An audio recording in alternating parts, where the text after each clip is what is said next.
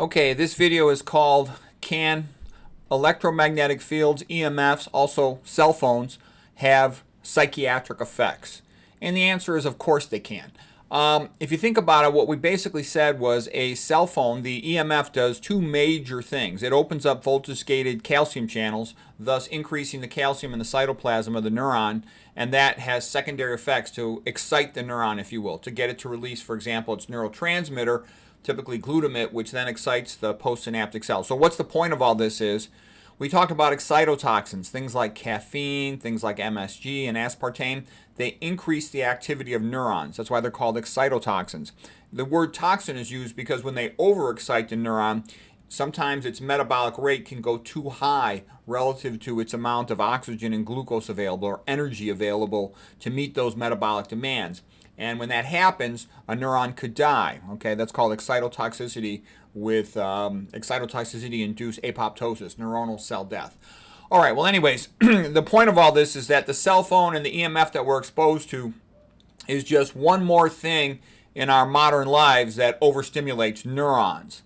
Okay, and so what are some of the effects here? For example, in this article here, it says EMFs produce widespread neuropsychiatric effects, including potentially depression.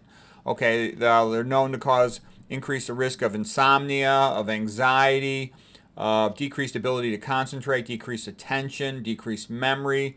Can even make a person feel dizzy. They can make a person feel depressed. They can also cause tinnitus. So, here you can look this up in this article if you're interested. They even got a name for it. They'll call it microwave syndrome. And a cell phone is a low power microwave transmitter.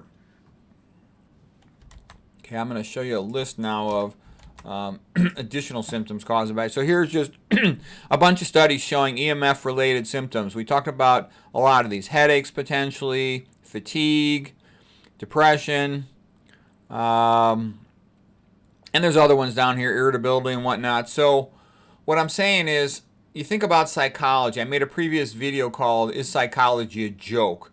And the point of that one is that the psychology of Christianity is better than the psychology of psychology, okay? But what I'm also saying, I made a whole bunch of videos previously also called Food and Mood, because food has a big effect on mood as well. Don't get me wrong. Of course, there are personal, emotional events in our lives, times when we have sadness, disappointment, loss of a loved one and all that, which genuinely really make us sad.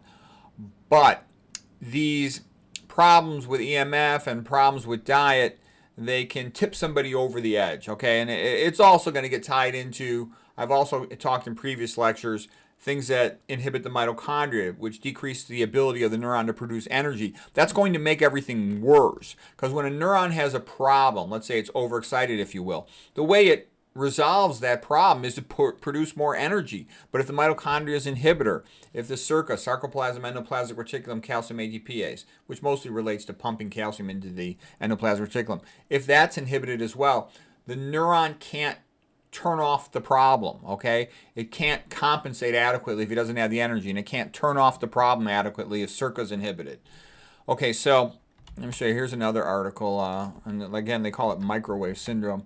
Here's one showing that with specially titrated EMF, this one group was able to show what they considered a benefit to treatment of depression in bipolar patients. The only thing is, this is some really carefully controlled study in comparison with, in the real world, you can't control the amount of EMF you're exposed to, the type of EMF you're exposed to. Is it pulsed? Is it not pulsed? Is it high frequency, low frequency? What's the power behind it? Okay, so the reason, though, I show you this is to get the point that, let's say you want to help a person who's having emotional, psychological problems. These are some things you could do. You could remove the excitotoxins from the diet. No caffeine, no MSG, no MFG. You could avoid, of course, aspartame. You could avoid a high sodium diet. All these things. We've talked about these before. And magnesium, for example, which is right in the center of chlorophyll. That's called nature's calcium channel blocker, okay? Because that helps block the NMDA receptor for glutamate. So that'll also have a protective effect. You get all the antioxidants from the plant-based diet. Those have a protective effect. You heard about the Feingold diet back in the 1970s. For helping to decrease hyperactivity in children, thought due to a side effect from food dyes and other food contaminants. So anyways, yes, EMF can have psychological effects, and I think a person who wants to optimize treatment of mental health problems should be informed about the dietary issues, food and mood, and should also know about this EMF. I'll give a future lecture about what you can do from EMF, but just real quick, you can obviously hold your phone farther away from you. You can obviously, shield your bed at night. You can obviously eat the healthy diet.